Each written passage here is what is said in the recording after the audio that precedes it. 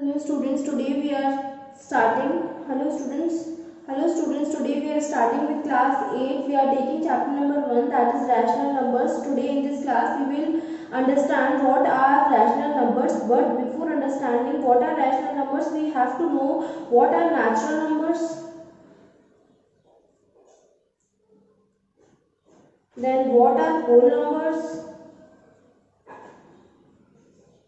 Then what are integers?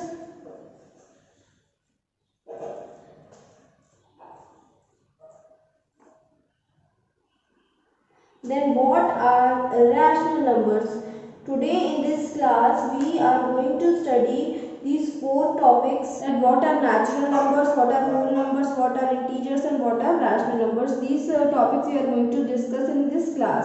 So we will start with the natural numbers. What are the natural numbers? Natural numbers are the numbers which we count naturally. Say for example, there are balls given to you, and if they ask you to count these balls, we always start with 1. It is 1, then 2, then 3, then 4, and so on. Whenever we start counting anything, we start counting naturally. So the things which we count naturally and the numbers which we start counting naturally are known as natural numbers. It starts from 1, then 2, then 3, up to infinity. Natural numbers are the numbers which we count naturally are known as natural numbers. Then whole number, when we add 0 to natural numbers, it becomes the whole number. So 0, 1, 2, 3, up to infinity. So whenever a number is given to you, say 0, and if it is asked from you, is it a natural number or a whole number? So it is a whole number but not a natural number. But when a number 1 is given to you, it is asked from you that it is a natural number or a whole number, the answer is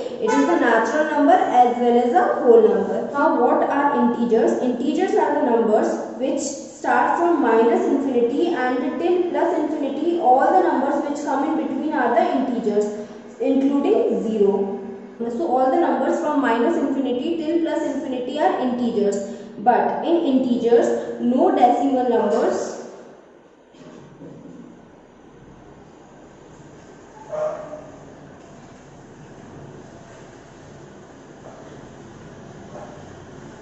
integers do not include any decimal numbers or fractions. So any decimal number or fractional number between 0 to 1 or any numbers in between this minus infinity to plus infinity do not consist of integers. Integers are the number from minus infinity until plus infinity. All the numbers are integers. Now we come to rational numbers. This chapter is all about rational numbers. So we will discuss this rational number in detail. Now, what are rational numbers? Rational numbers are the numbers which can be written in the form of P upon Q and where Q is not equal to 0. Let me write the definition of it. The numbers which can be written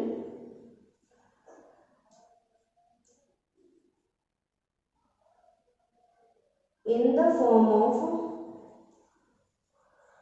P upon Q where Q is not equal to 0 are known as rational numbers. Say for example, it is given 2 upon 3. Here Q is not equal to 0, Q is equal to 3. So it is a rational number.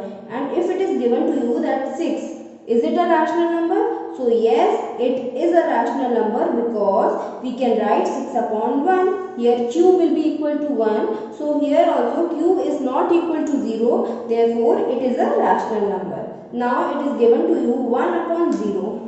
If it is asked from you that it is a rational number or not, so it is not a rational number because here Q is equal to 0 and Q should not be equal to 0 in case of rational numbers. If it is given 1 upon 0 or 2 upon 0 or 3 upon 0 or any number divided by 0, the answer will always be not defined or infinity. So in this case, whenever Q is equal to 0, the number is not a rational number, and in rest other cases whenever q is not equal to 0, the number is always a rational number. Now we will discuss the properties of the rational numbers. Now first property is closure. In closure property, there are 4 things we have to see in rational numbers. First is addition, then subtraction, then multiplication, and then division.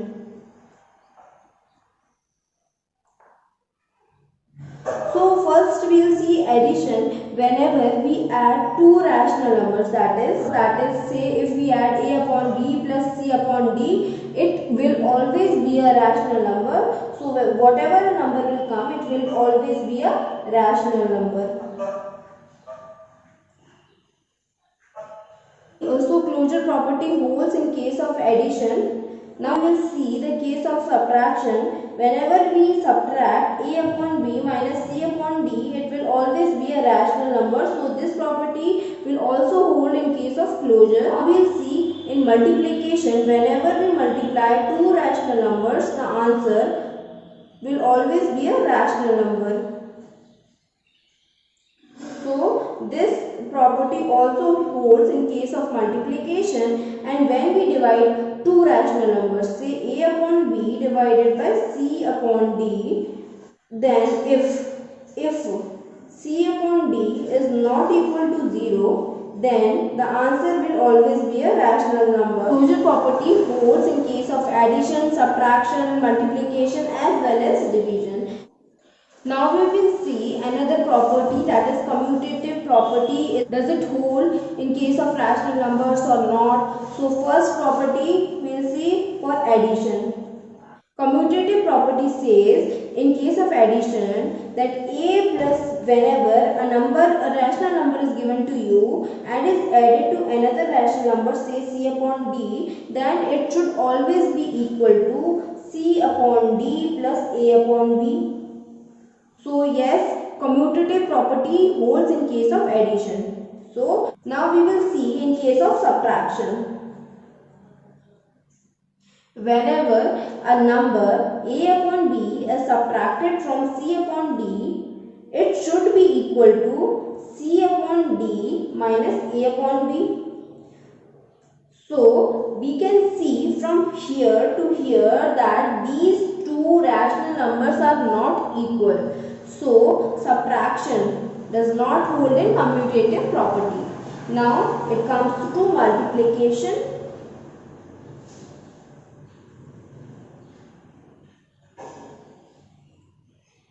So whenever 2 rational numbers are multiplied, say a upon b multiplied by c upon d, it should be equal to c upon d multiplied by a upon b. So yes, these 2 numbers are equal because when a upon b or any rational numbers is multiplied by another rational number, say c upon d is equal to c upon d multiplied by a upon b. So yes, multiplication holds in commutative property. Now we can see in case of division.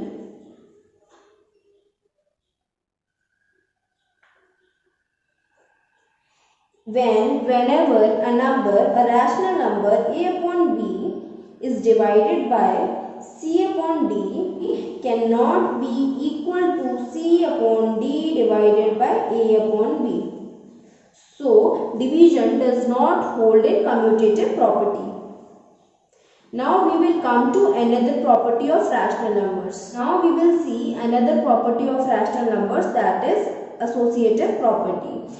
Now in case of addition in associative property,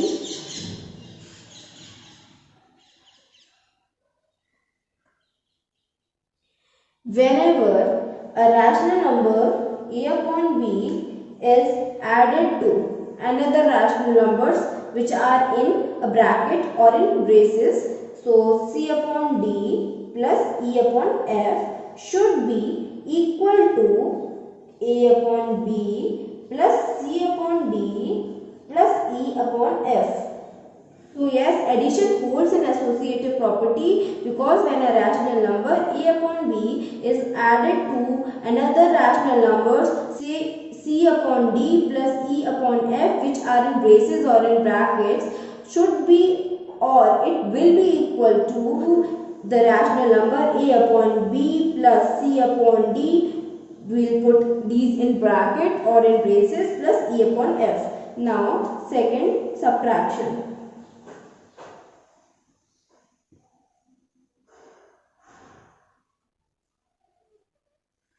Now we will see in case of subtraction a upon b minus c upon d minus e upon f should be equal to a upon b minus c upon d minus e upon f, and these should be in braces or in brackets. You can check the result of these two expressions. You can put whatever number you want to put in places of a, b, c, d, e and f, and you can find the results. The result of this expression will be different and the result of this expression will also be different. So these two are not equal, therefore subtraction does not hold in associative property.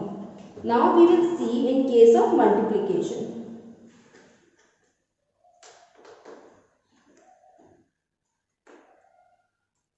Whenever a rational number a upon b is multiplied to c upon d multiplied to e upon f, which are in braces or in brackets, will be equal to a upon b into c upon d into e upon f. So the result of these two expressions will always be the same. You can put the values of a, b, c, d, e and f, and you can check the results of these two. The answer will always be equal. So multiplication holds an associative property. Now we will see the case of division.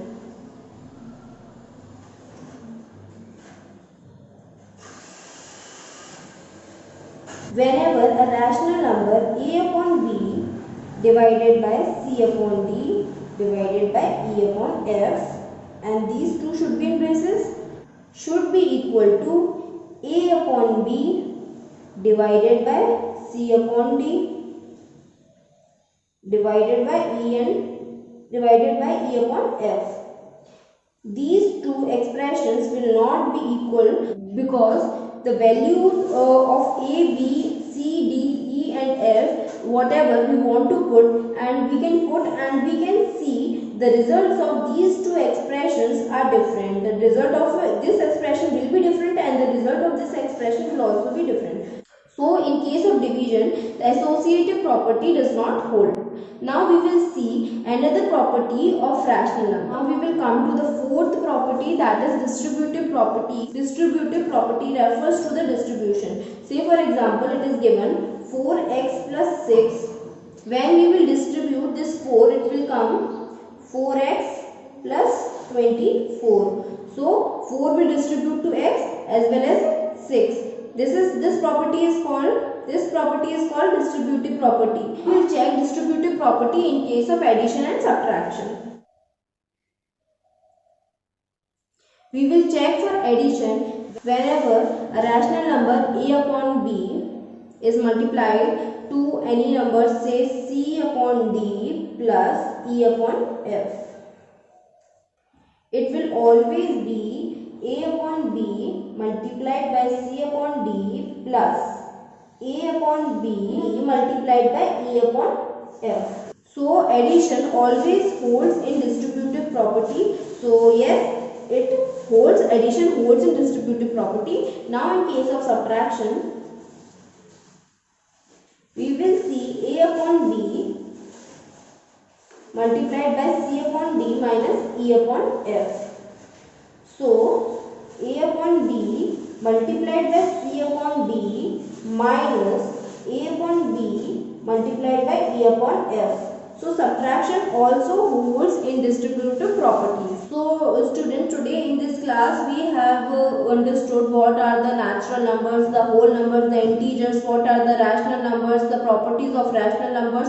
In our next class we will understand what are the additive inverse and the multiplicative inverse. How can we find a rational numbers on a number line, or how can we draw a number line and point out a rational number on a line. These topics we are going to discuss in our next class. Thank you for watching my video.